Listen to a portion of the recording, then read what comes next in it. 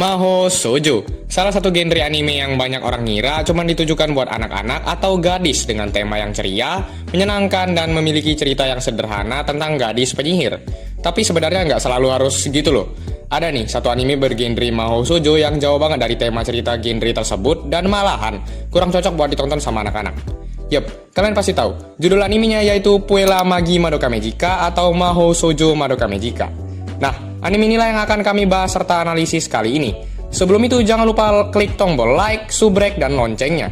Nggak perlu lama-lama lagi, kita langsung aja ke videonya.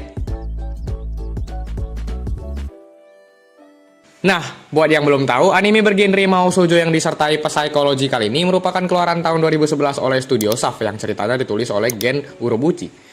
Studio Saf sendiri pernah membuat beberapa anime seperti Bakemonogatari, Nisekoi, dan mengerjakan movie serta sequel anime Madoka Magica itu sendiri.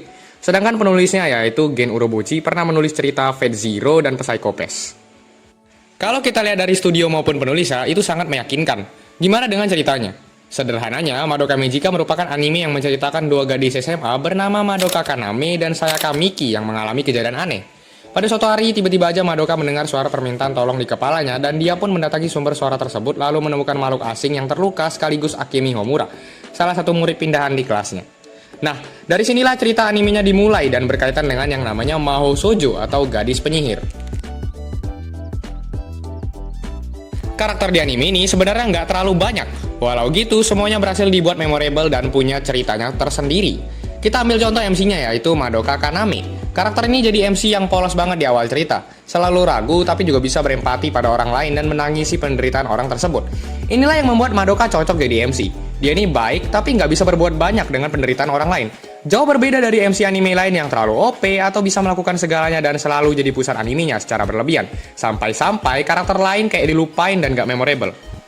Gimana dengan sahabatnya yaitu Sayaka Miki? Karakter ini memegang dua sisi yang berlawanan. Di satu sisi, Sayaka ini berhasil menjadi sahabat terbaik Madoka dan di sisi lain juga ia menjadi orang yang paling menyakiti Madoka dalam ceritanya. Salah satu bentuk hubungan yang bagus dan memang realistis adalah di sini mereka pernah bertengkar dan bahkan Sayaka pernah menghina Madoka karena penderitaan mereka yang berbeda. Intinya seimbang aja sih. Nggak baik banget tapi juga nggak kelihatan seperti rivalitas yang berlebihan. Ada juga Mami Tomoe yang berperan sebagai mentor Madoka dan Sayaka. Mami ini baik, anggun, dan terlihat sangat sepuh di awal. Tapi sebenarnya dia ini kesepian karena harus berjuang seorang diri sebagai Mahou Shoujo. Jadi memang ya, karakter ini ngasih tahu ke kita kalau nggak ada manusia yang sempurna di dunia ini. Untuk Kyoko Sakura sendiri, dia ini sangat menghargai makanan dan jadi rival Sayaka karena cara pandang mereka yang bertolak belakang. Kyoko berpendapat kalau kekuatan dan keinginan Mahou Shoujo merupakan hal yang khusus untuk diri sendiri. Sedangkan bagi Sayaka, kekuatan maupun harapannya adalah sesuatu yang harus ditujukan untuk orang lain dan menolong mereka. Mahou Shoujo terakhir kita yaitu Homura Akemi jadi salah satu karakter yang awalnya bertentangan dengan Madoka. Kelihatannya dingin banget gitu, tapi ternyata dia ini peduli banget sama Madoka dan rela melakukan apapun untuk menyelamatkan Madoka baik secara langsung maupun tidak langsung. Selain kelima Mahou Shoujo barusan, ada juga karakter lain seperti Kyube, Hitomi Shizuki, Kyosuke Kamijo, keluarga Madoka, dan guru sekolah mereka. Walau sering dianggap sebagai karakter pendukung, tapi mereka ini tetap punya screen time yang lumayan loh. Jadi sampai akhir cerita pun, para penonton masih bisa mengingat mereka. Saat pertama kali nonton anime ini, kami bener-bener dibuat capek. Tenang, bukan karena visualnya jelek atau ceritanya nggak masuk akal loh ya. Tapi cara anime ini membawa konsep setiap hal pasti memiliki konsekuensi. Konsep ini menggambarkan penderitaan tanpa henti setiap karakter di anime ini. Walau mereka mencoba membawa harapan atau menolong orang lain, pasti hal tersebut diiringi dengan konsekuensi berupa penderitaan yang pada akhirnya akan menimpa mereka. Nah, bagian ini spoiler banget, jadi hati-hati ya. Kita ambil contoh menurut alur waktu utama dalam ceritanya, di mana Sayaka menggunakan keinginannya untuk menyembuhkan tangan Kyosuke. Awalnya emang baik dan sembuh tuh teman masa kecilnya itu. Tetapi karena itu juga pemikiran Sayaka jadi lebih ke arah menyelamatkan orang lain ketimbang dirinya sendiri, sehingga dia jadi rival Kyoko, memaksakan diri untuk menghapuskan maju atau monster kutukan di anime ini, dan pada akhirnya menjadi maju itu sendiri karena mencapai titik keputusasaan.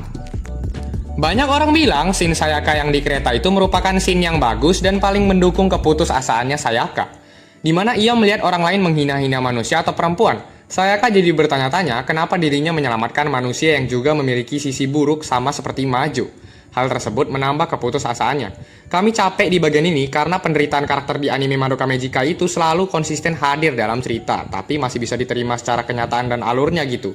Ditambah lagi penderitaan karakter lain seperti Mami yang kesepian, Madoka yang kehilangan Sayaka, Kyoko yang berkorban, dan Homura yang berjuang mati-matian untuk menyelamatkan Madoka dari takdir buruk yang menimpanya. Di sini kami capek bukan yang negatif sampai mau drop animenya, tapi lebih ke arah kasihan gitu. Udah dong Jir, nggak ada apa episode yang memang bikin mereka ini bahagia. Nah jadi bisa dibilang kalau cerita anime ini sangat menyentuh perasaan kami sebagai penonton. Buat ngomongin visual atau gaya animasinya, kalian perlu ingat kalau Madoka Magica ini anime keluaran tahun 2011 dan visualnya sudah jelas beda banget sama anime zaman sekarang. Jadi turunin dulu ekspektasi kalian soal visual anime ini. Positifnya, visual Majo di anime ini unik banget dan pakai teknik kolase. Itu loh yang di pelajaran prakarya nempel-nempel kertas atau apa gitu. Jadi, Majo atau monster di anime ini beda tuh sama monster-monster di cerita pada umumnya. Kalau dilihat dari keseluruhan, buat orang yang cari cerita dan gak terlalu pentingin visual, anime ini masih bisa banget dinikmati.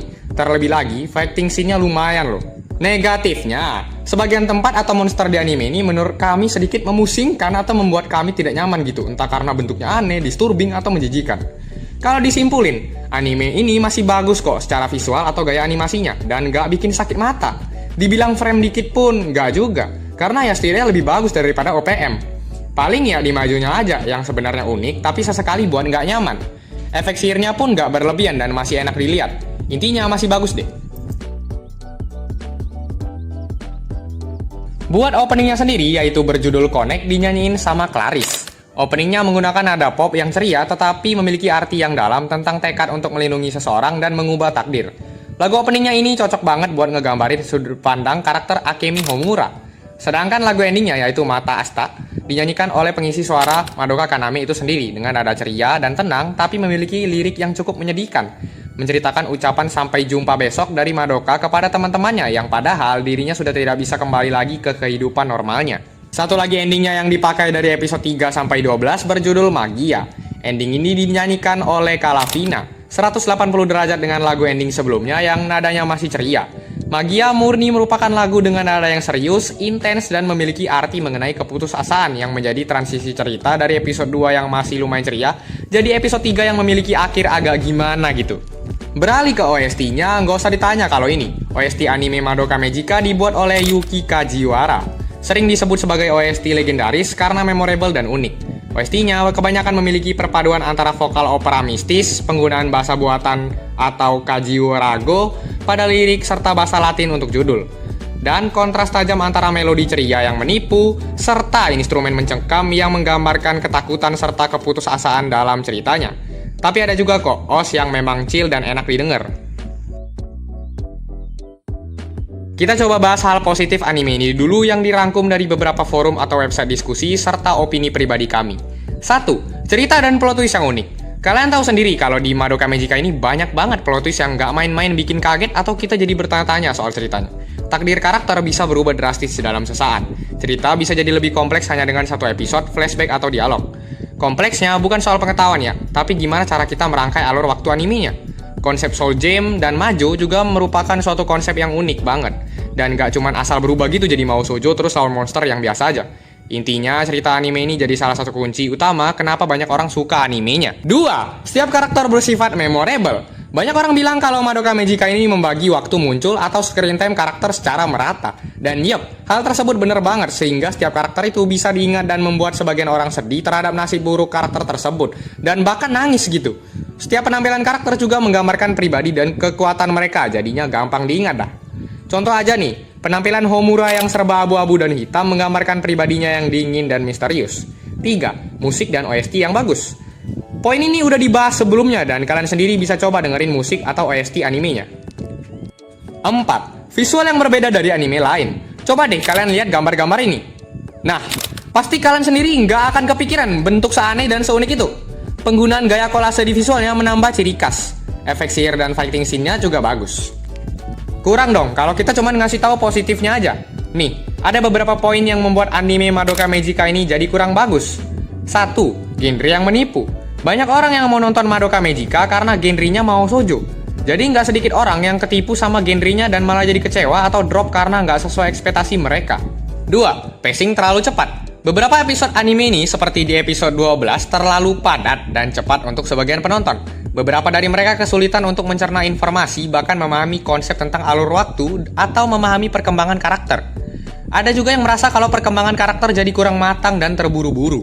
3. Tidak cocok untuk sebagian orang. Gak semua orang bisa sanggup, suka, atau mau buat nonton anime ini karena keluaran lama, ceritanya yang terlalu dalam, atau konsep yang terlalu sulit buat dipahami. Ada juga orang yang udah keburu males nonton karena tahu di animenya bakal banyak pengorbanan karakter yang terjadi.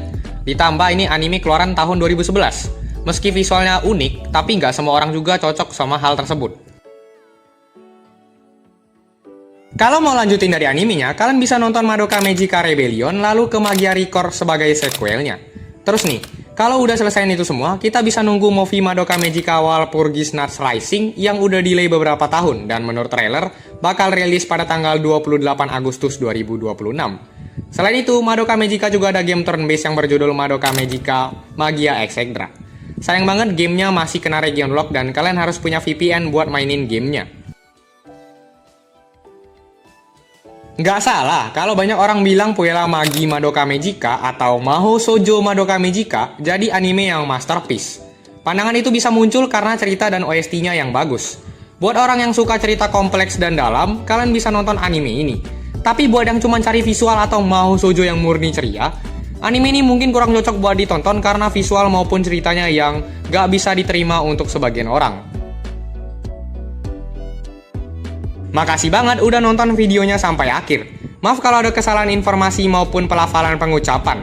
Semoga dari video ini kalian jadi tertarik buat nonton animenya. Dan jangan lupa buat subrek channel ini, JKLOR Gaming dan juga JKLOR Education. Serta follow saluran WhatsApp dan sosial media kami di platform lain untuk mendapatkan informasi tambahan mengenai video baru dan tentang JKLOR.